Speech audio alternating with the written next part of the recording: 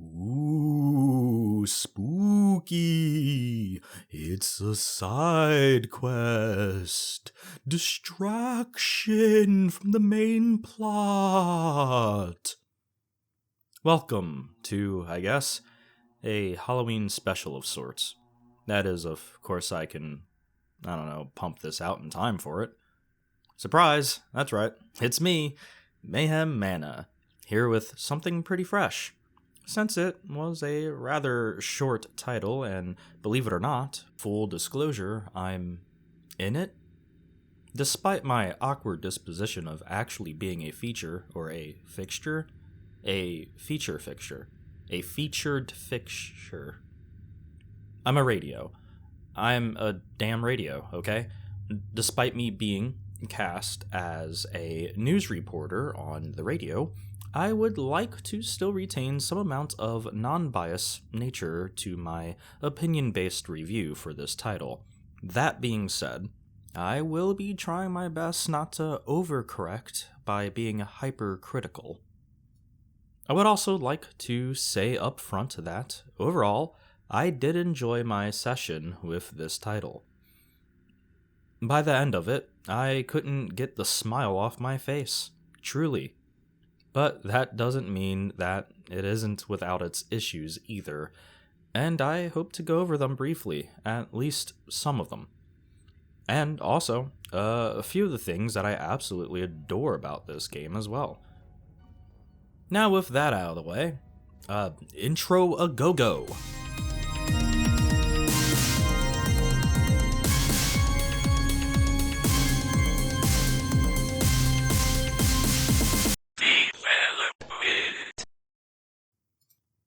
Go-Go Gadget intro? That would have been better. Well, too late now. Missed opportunities, am I right? Skin Freak is a game published under the Torture Star label, which is how the mythical Puppet Combo seems to publish some of their titles. Developed in Unity by Jordan King under the development studio name Black Eyed Priest, known for a few other titles such as Bloodwash, Sniper Killer, Night at the Gates of Hell, and the deep cut that not many people may know about, The Booty Creek Cheek Freak.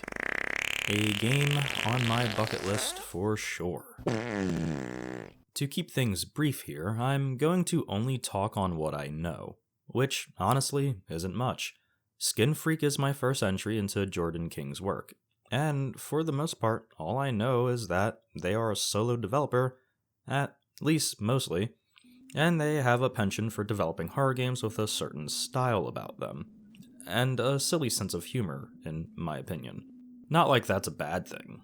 Horror has a long history of being paired up with comedy. It's almost a subcategory of comedy in itself. Hell, that's an understatement. Horror could be a category of comedy, or vice versa. There's just too many funny horror movies out there to choose from that would prove my point here. But then again, this is an opinion coming from somebody with a sense of humor so dark it could only really be treated with prescription medication. I admittedly laughed out loud in the theaters while watching Hostel, so maybe I'm not really the right person to comment on the relationship between comedy and horror. But I digress. Where was I? Oh, yeah. There's a lot of comedy horror movies out there, and sadly, a majority of people, when they think of horror, they think it can only be one thing. But horror is deeper than that, and that's why I love it so much. Skin Freak got some traction from a very grassroots style campaign with little snippets of features and gameplay posted on the Dead Bird app. And wouldn't you know it, that's kinda how I ended up getting a voiceover role for a radio reporter. Here's an update on this evening's chilling events for our night owls. Police are... I could imagine finding the right voice actors could be kind of hard to come across, so offering roles via Twitter, because I refuse to call it X, the legendary game developer, possibly plural, behind Black-Eyed Priest, casted a nice-sized net into cyberspace to see what potential talent might be available for this little project. Obviously, he scored some nice apples. Now, enough for the whole development portion. I honestly couldn't tell you much about it, because I have not really researched it. If I did that, this one short video would completely derail Season 2's vampiric theme, and wouldn't be so short. Next up, gameplay loop. Gameplay. Skin Freak, a Jordan King experience. That's actually not a subtitle. I just thought it sounded cool. Is a game that really kind of brought home a tinge of nostalgia for me, which is very rare. I don't feel that often. Some people might think the gameplay loop or the gameplay itself is a bit dull, judging by some unhappy Fuse post on various platforms, or stagnant. But I remember games like this. In Skin Freak, you start off as a taxicab driver and eventually switch roles to a office worker that has to download some software into her coworkers' computers per the request of her boss, thanks to an honest mistake on his behalf. What's wrong? I got my days mixed up. Holy hell, did I get them mixed up? You know that software update we were doing next month? Sure do. Well, next month turned out to be this month. And this month ends tonight. However, in order to accomplish this task in the office building, you'll need to solve puzzles using some items you stumble across. Items you hold for a while in hopes that you can find out where you need them. And with each puzzle solved, you'll find yourself one step closer to your end goal, which would be uploading the software and going to Hell Home. This game requires a bit of backtracking and some pretty critical inventory management skills, similar to Resident Evil 0 or a few older survival horror type games. You're going to have to drop something, especially early on in the game, so that you can pick up an item that's more useful to you at the time. The inventory management combined with the puzzle solving becomes like a hot potato inventory management sim, forcing you to juggle things around, hoping you're not leaving something you might need up ahead. All this while knowing that there is a serial killer on the loose, stalking you. As far as gameplay goes, especially in the beginning, yet again, your walking speed is, in my opinion, a little bit too slow. It's agonizing how slow you walk, but it kind of works here. It's sort of hard to explain. When you're forced to walk that slow, you feel a sense of helplessness. Like, if something came out, you wouldn't be able to outrun it. Whatever it is. A toddler with a knife could kill you walking that slow, but only if it was in sprint mode and took one of those pills from GTA 3. The slow pace forces you to spend more time in uncomfortable areas than what you probably would like. If you were given the opportunity to just run through, you wouldn't be forced to face your fears. The ability to run is powerful and comforting. Alternatively, walking that slow gives you a chance to take in potential clues. I could imagine somebody sprinting past a key item very easily in this game because I walked past a few.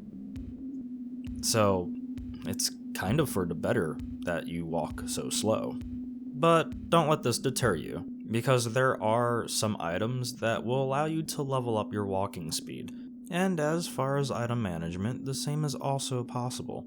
So don't let it bug you so much, just try and enjoy the ride. The levels are pretty well designed, albeit a bit sparse in some places, for my liking, most notably in the prologue. I know it's supposed to be unsettling to see an area that is usually overrun with life be so sparsely populated. Much like how liminal spaces are, just that. Sparsely populated areas that would normally be full of people, now vacant. But I would have liked to have seen a little more. stuff.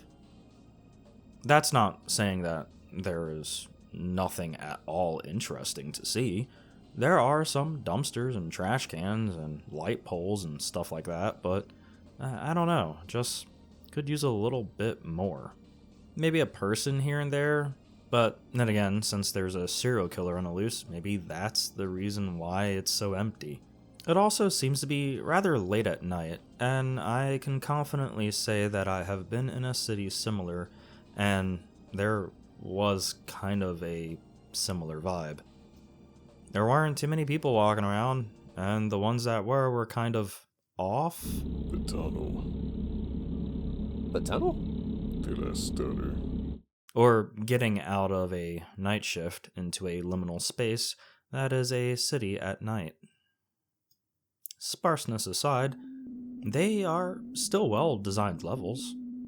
I have never felt too lost during my play, except for, yet again, in the very beginning where you're looking for people that need a cab. But it was also kind of good, because in the silent moments between the clients, I have to admit that I was a bit paranoid.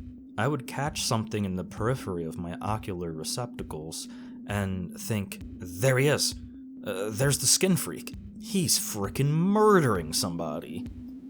Only to find that it was a payphone or a bush or something. The office portion is competent in its layout and design, but if I had one critique, I would say that it's a little odd, dare I say, backwards, that the elevator buttons are in ascending order from top to bottom. It's usually the other way around, with the number 1 starting at the bottom, and the higher you go, the bigger the number. So it's a bit counterintuitive, and threw me off at first. Psychologically, when you move anything downwards, rather it be a mouse cursor or one of those telescopic pointer fingers you can buy off of Amazon, your brain isn't going to instinctively think you're going to go up. Like, in a box. Like, you're not going to think you're going to go up. You're going to think you're going to go down. So I never really felt like I was going up a tower in this game. I kind of just felt like I was pressing a level selection button, if I have to be real with you. That's just one small gripe from a design perspective. I'm not being too harsh, am I? I hope I'm not being too harsh. It was just something that never really felt organic to me. Graphics. Graphically, Skin Freak is definitely a vibe. I can't say it looks like a PS1 era game, but also it kind of is? It's an odd mix, but I like it. Some things are just a higher polygon count, so it doesn't look like it should fit. Most of the textures seem to be photo scans of some sort, which is kind of charming in itself. Even all the faces seem to be pictures of actual people's faces, which is just something you don't see often, and I dig it. I get the feeling that it's trying to come off as a PS1 or maybe early PS2 game, which has been kind of popular as of late with indie titles. One thing that may be very divisive is a CRTV filter that can be toggled on and off, but I will warn you, it may not be for everyone. But if you toggle it off and then on, it may not come back on. Personally, I like it on, but for some reason my dumb eyes didn't realize it turned itself back off. So a lot of my footage is actually without the filter on. I'm probably a complete nut for this, but I think the game looks better with the filter on. So just keep it on. Let your eyes adjust to it. Stop squirming. I know it hurts, but trust me, it makes the game look better with it on. I just think too much is visible with it off. I think it has the potential utility for hiding flaws well. This filter is to this game what that one filter is to your mom on TikTok. It's the secret sauce, man. You don't want to get rid of the sauce. You don't want a sauceless horror game, do you? Without the filter, the game is just a bit too clean and loses its edge for me. Now that I think about it, I think Puppet Combo and Associates are notorious for CRTV and VHS filters, and as much hate as they probably get, I'm one of those people that keep that shit on. I love it. I could consider the graphic fidelity of this game to be in like the low poly range. The polys just aren't high enough to really make it anything else, especially when it comes to the character models. Some things in the environment do seem to be a little bit higher of a poly count, like the seats in the taxi cab, for instance, in the prologue. There's no way those seats could have been rendered in a PS1 or PS2 era, unless I'm wrong, which very well could be the case. I'm not some expert, I just play games. Horror games. Plus, I don't think anybody claimed to be trying to make a PS1 or a PS2 style game here. Pretty sure we're just trying to make a game that works and is enjoyable. Oh, and is scary. So all of you retro purists out there can go home to your dusty-ass Sega Saturn and your original Japanese launch model SCP-H-1000 PS1 you keep in its slightly discolored OEM box and its slightly bigger box of Amazon Museum-grade UV-resistant display glass and play Power Slave on your emulator and complain about dithering or whatever, you nerd. We're here for a fun time, not for an authentic time. Jeez. Have some fun. Are you allergic to fun? Sounded. Music in the prologue that can be played via the cab's radio is fair. Nothing really stands out that may pose as an earworm or anything, so you don't have to worry about some kind of rhythm-based bacterial growth burrowing into the slush in your skull anytime soon. But I appreciate it. It's not bad, but it's not outstanding either. Just, I don't know. They're a mood setter. Some sound effects in the environment I really do like. Mostly in the beginning, from some of the signs. You'll know it when you hear it. Very rusty sounding. I like the sound of rust. Most, if not all, the voice acting is pretty dang good. Albeit some might come off a bit forced or kind of odd. Jumpy. Well, yeah, you scared the shit out of me. Just looking for someone to sign. How did you get in? Did the security guard up front buzz you in? Nope, didn't see anybody. So I just walked myself right on in. Mind if It's kind of a flex when you consider we still don't have a fully voice-acted Pokemon game, but we're getting indie titles that are dropping with them as well voiced as this one. I ain't see no car outside. What'd he do? Leave your ass? You're a liar. And I'm gonna have to keep my eye on you. More in the quality sector of this flash sale ass reviews audio portion. I'm not sure if it was just me, but towards the end of the game, some of the antagonists' lines seemed to be a bit bass boosted, or like they were peaking. It wasn't the worst thing ever, just to be clear.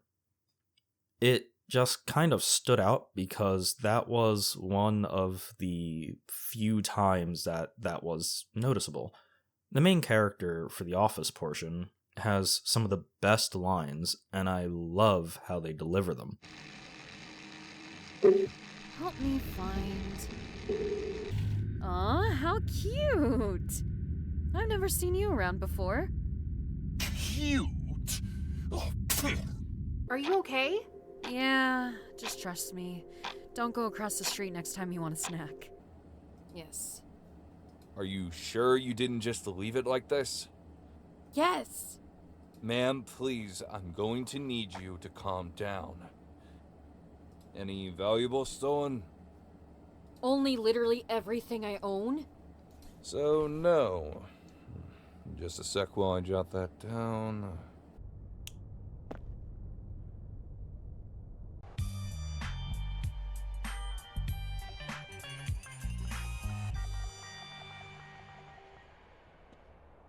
They're just such a vibe. I can see myself remembering Belle as a favorite. Belle came off as relatable. I personally never really felt like anything was forced or odd with that character. The background music has a nice range of dark bassy rumbles, perfect to set the mood for anybody who is willing to feel a little uneasy. One odd sound effect that I noticed was a flashing light that sounded, for a lack of any better comparison, what a gummy bear would sound like if it made a noise when hit with a hammer. It's kind of like a...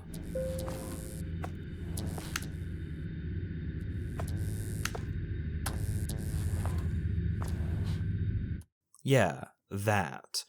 I don't know how to describe that. I don't know. It broke my immersion, though. It was better off just making a buzzing noise, or just like clicking or something. Anything but this. Last words. And that's it. My skin got freaked. You take everything I've said here, mix it all up, and you got a solid Ayo out of what? It could be better and falls short in some areas, but I think Jordan King has a good grasp of what he is capable of doing and managing in order to actually complete a project. Remember, scope creep is real. It's easy to add on things to the point of bloat and a purgatory-like stasis. I just kinda wish Black Eyed Priest added a tiny bit more here and there. Is that a slippery slope down Duke Nukem Forever hill? Maybe, but it's also a personal feeling. Oh, also, if you made it this far, I would like to make you aware of something. If you would like a free copy of Skin Freak, the first one to find all the pieces of the Steam key in this video can have it. That's right, I said it. I hid a Steam key in this video. I purchased my own copy and didn't realize that I was going to be the recipient of a key. Thanks for tuning into this Flash review. I guess we could call this like a side quest or something. And if you enjoyed this side quest, give it a like, and if you didn't like it, don't give it a like. And if you want to make sure you don't miss any more videos, do the thing that you do. I am currently working on reviewing Code Vein, so if you think that review might interest you, you might want to keep in touch. And if you're so inclined, dropping a sub would greatly help. Just think, because this channel is still in its infancy, who knows, you might be one of those people that can say, in all honesty, yeah, I knew Mayhem Manaus before he was like cool. Which, just so you know, it'll never happen. I'm not cool. Never have been cool. Never will be cool. Thanks for watching and happy hunting for that Steam key.